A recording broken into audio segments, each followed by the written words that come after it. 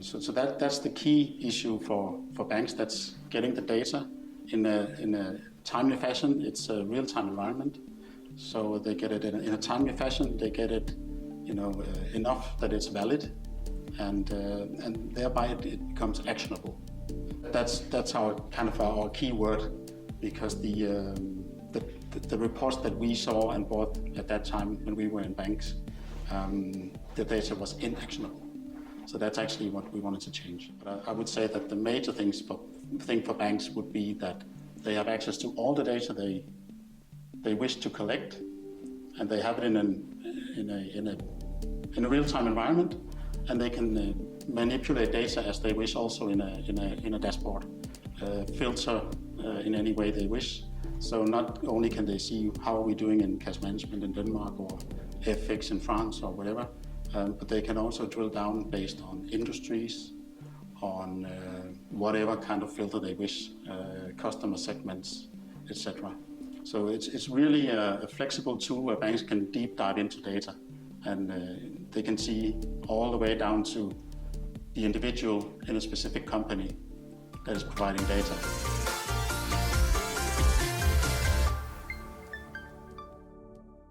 Klaus, thank you very much for coming. Thanks for having me. And let's start to talk a little bit about who you are and what do you do. Yes, so I'm one of 3 founders at Buying Teams. We provide a software for banks and corporates to interchange data, feedback from corporates to banks, and in general a collaboration tool. I have a background in banking for 20 years with the large Nordic banks and one international as well, and then part with 15 years in financial consulting. So not directly a young guy anymore, but that comes in handy when you're doing a fintech like ours. So what brought you to change from corporate to entrepreneurial journey? Well, I've done that a couple of times before. There are pros and cons with both, but I felt it was the right time to do something different. Starting a new company at my age is interesting, but it's also kind of not a last resort, but a last opportunity to do something that can have a lasting change.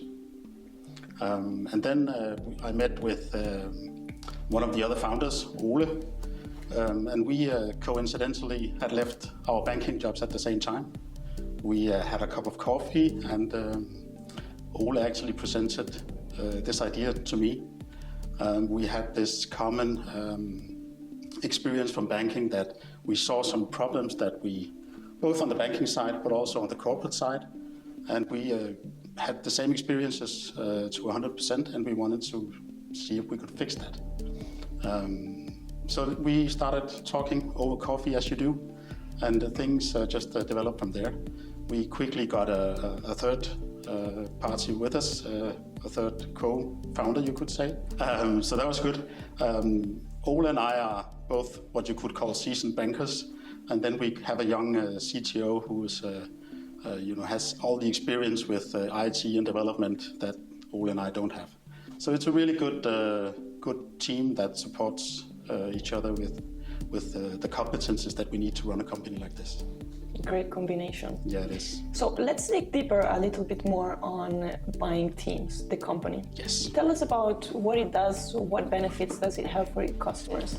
So what we saw when we were in banking, and also working with the large corporates outside of banking, was that, of course, banks are very interested in knowing how their large corporate customers see them. So what is typically going on up until now is that banks hire third-party companies to do different surveys.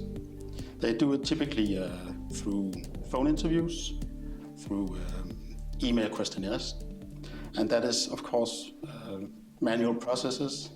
They need resources to do it, and it's expensive. It's really expensive for the banks. So that ends up with they get a report once a year maybe. That could be directed to a specific country and within a specific product area. Could be cash management in Denmark. And then they read that report and see what they can extract out of it.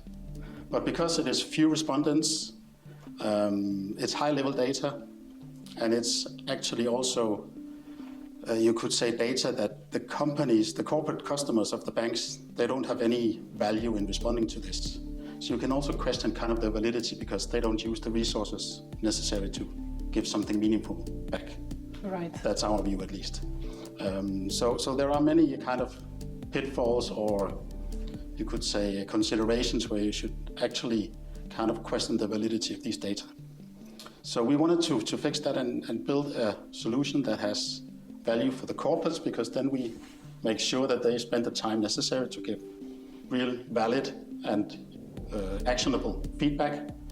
And on the other side, of course, give the banks the option to not buy these reports that they do once a year, but to get a BI dashboard where they can send out to all their clients if they wish, as many times as they wish, and get all the data they need in order to make these sound decisions that a bank needs to make.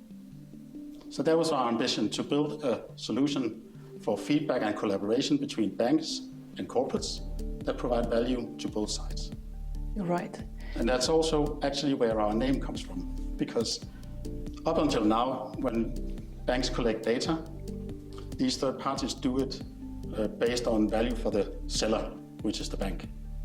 We do it for both sides, so we also focus on the buyer, the buying team. That's where our name comes from. That makes a lot of sense. Yeah. But let's get back on your answer. So you said that that was your ambition, and you recently launched, right? Yes. So is there any difference between the ambition that you have, the vision that you have, and the current product that you have launched and that you can currently offer? No, not really. I mean, we have built a product or solution that actually supports our ambition 100%.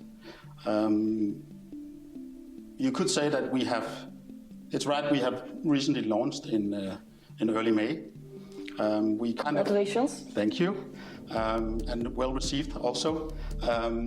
We had an ambition to launch a bit earlier, but that was one of the things that we learned maybe on the way, that stick to your development plans in terms of features, because we were so excited when we saw what it began to look like with the features that we had designed and included, that we wanted to it could also be nice to have this little tweak and a little bit more for the banks or corporates here and there. So we kind of increased the scope, and I think that was a learning point in the way.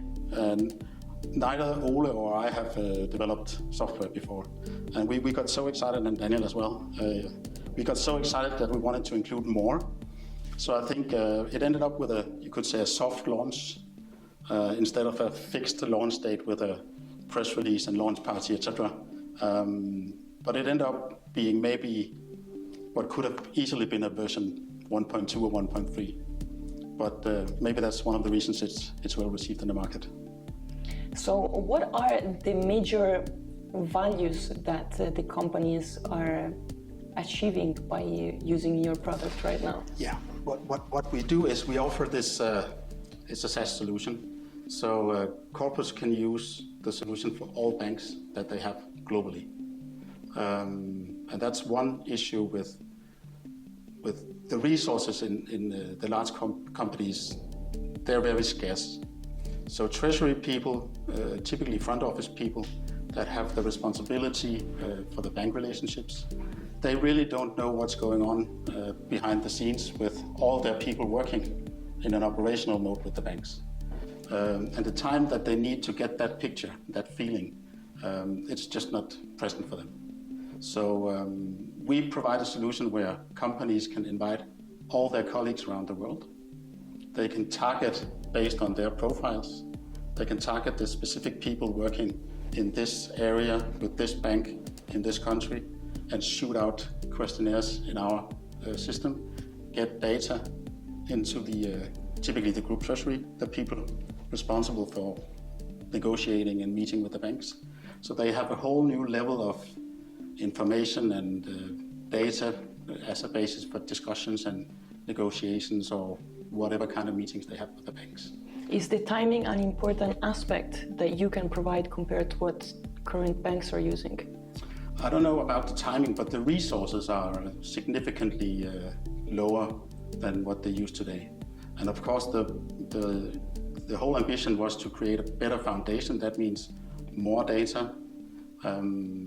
As I mentioned, today surveys are done via phone typically, where you can see reports that banks buy that are based on 25, 30, 35 customers. With us, they can ask all their corporate customers if they wish. They can do it every week if they wish.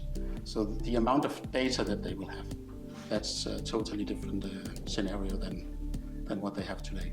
Right. Have any of your customers told you what is their value of your company from their point of view? Yeah, so there are different value for banks and corporates, of course. If we look at the corporate side, one is that they have this access to information or easy gathering of information. Some try to do it themselves, but if they succeed, they spend weeks and weeks doing it. So that's one. We can collect that information for them through our platform in basically a matter of minutes. Then there are many other aspects in our solution. Again, we put in more features than originally planned. So one is we will have benchmarking data on all the banks that we receive data on, accessible for corporates and also for banks. Of course, data is anonymized. We just pool all the data together and we'll publish these benchmark reports and that can be in countries and markets and product areas and industries as well.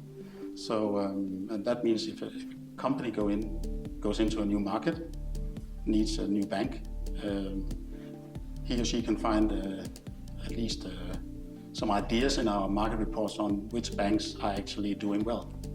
And it's based on their customers' responses. So it's fairly valid.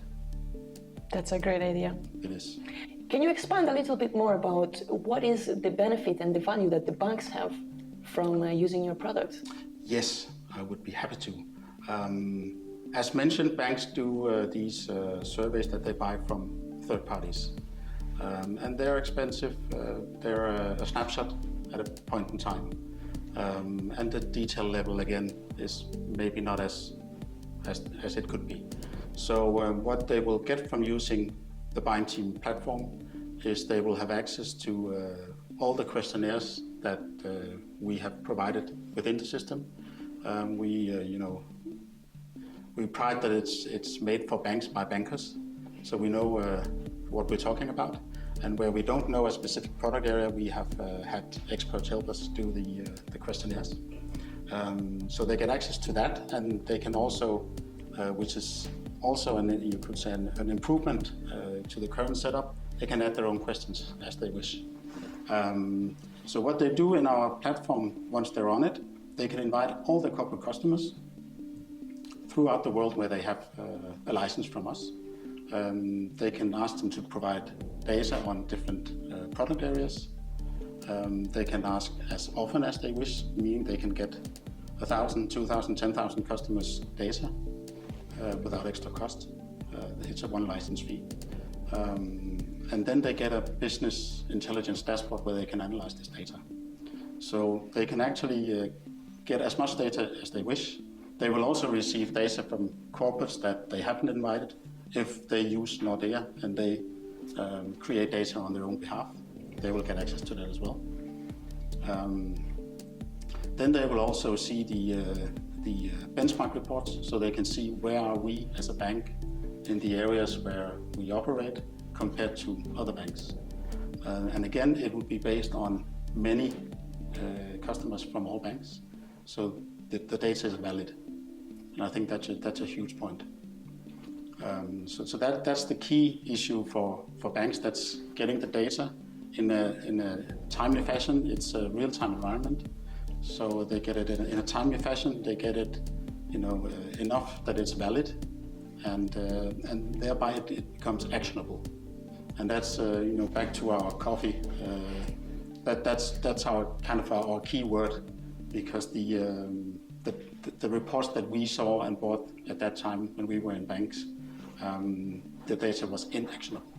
So that's actually what we wanted to change. And then we have also in the platform solutions or features where corporates can actually give banks ideas, communicate directly. They can give them requests, and banks can react in the system.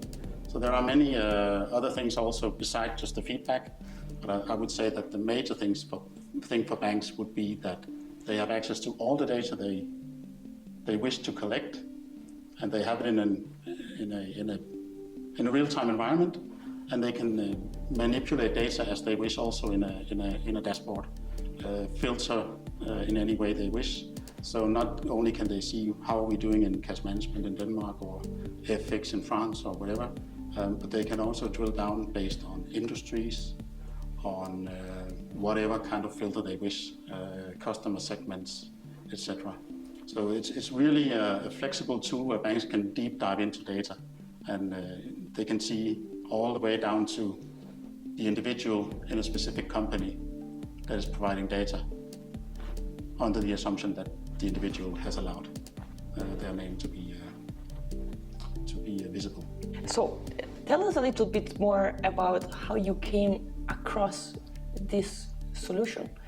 You told us about the coffee, your background, but how did you come across this solution?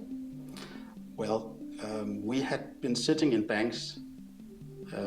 We all the three of us, the co-founders, all have had management jobs in banks. And we actually bought some of these surveys because that was the only thing that was available. And we could see that, they gave us a hint. Okay, we're doing quite well in foreign exchange or in trade finance or whatever. But if we wanted to know why, that was difficult. So there was not enough details in the data to make what we all thought were sound decisions that would be impactful on, of course, the customer journey, on product development, on market entries, or whatever it might be. So the data level, we had the experience from our banking time that it was simply lacking. So over that coffee, we agreed that we can do better with the banks. And we also knew, both from working in banks but also outside in consulting, that corporate treasuries who are asked to provide this data today via phone or email, they're actually becoming more and more reluctant to do so, because we call it customer fatigue, because they don't see the value in providing data without getting anything in return. They don't even have access to that data afterwards. So with our solution, we give both banks access to their customers' data, and we keep the customers' data for them as well. So they can follow up over time on how are our banks doing, are they improving where they're not performing well.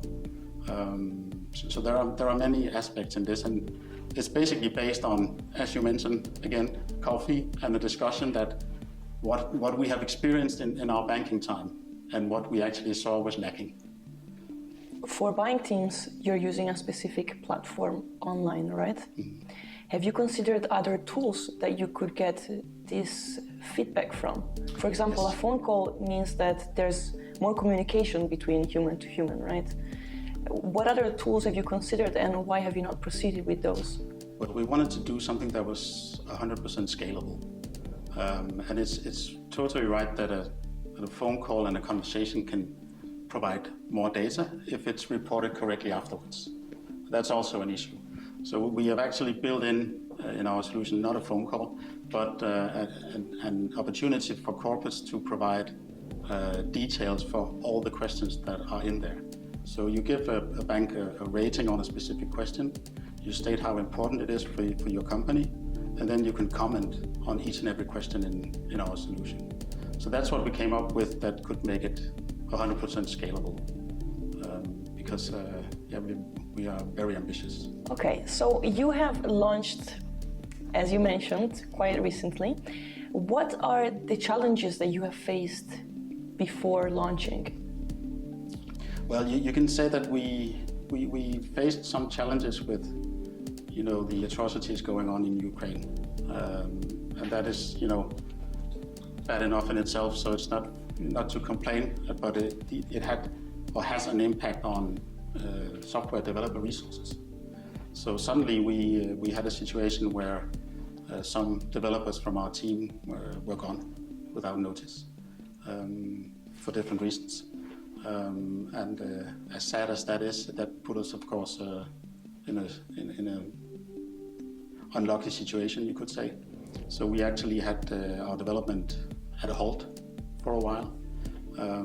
So that was one major issue. I would say that's been the major issue in our journey so far. So that meant that we had to kind of shift from a fully external development agreement and development team to do some hiring, and now we have some internal and some external developing our solution, or keep on developing our solution, because again we have so many features in our backlog that we have still a lot to do before we think we're done, if we ever get done.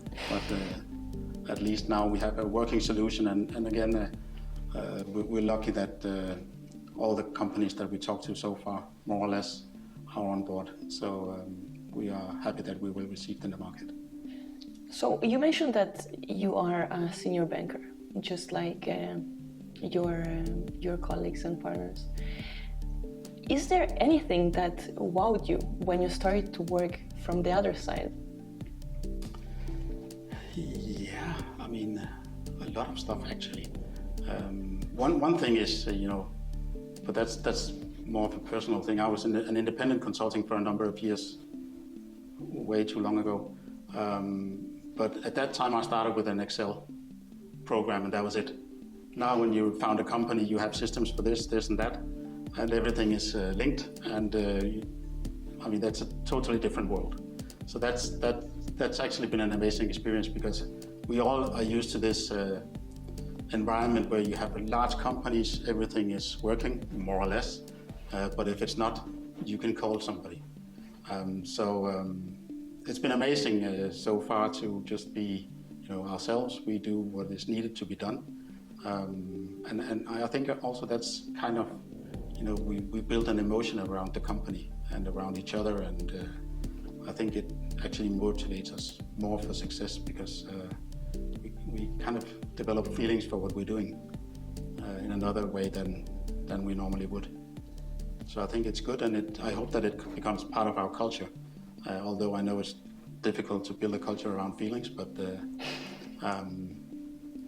that would be nice. Is there any scaling strategy that you're going to follow? There will be. Right now, what we're concentrating on is kind of conquering, you could say, the near market. Also, where we have built our trust and professional friends for 30 years. So what we're doing now is, getting out to as many as we can of our professional friends.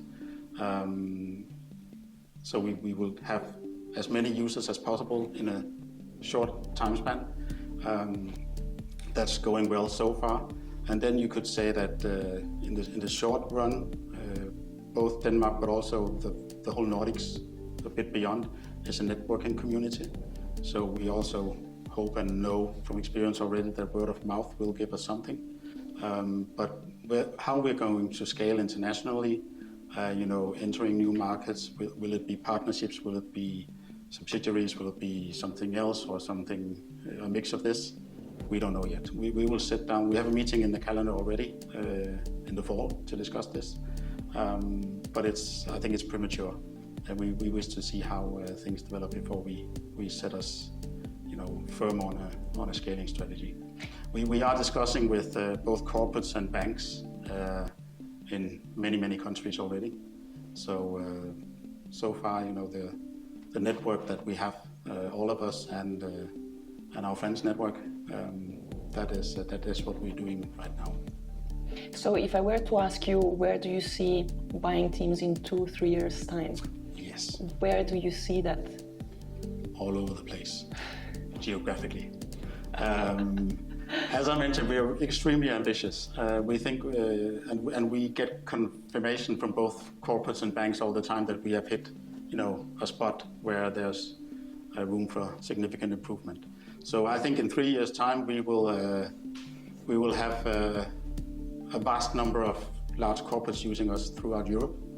We will be the preferred provider of feedback and collaboration services for banks in Europe, and we will also have a strong foothold in the US and Asia, where we're already discussing with both parties. So that's our ambition. And again, the reception we have had in the market so far is just amazing. So we're actually very optimistic about it.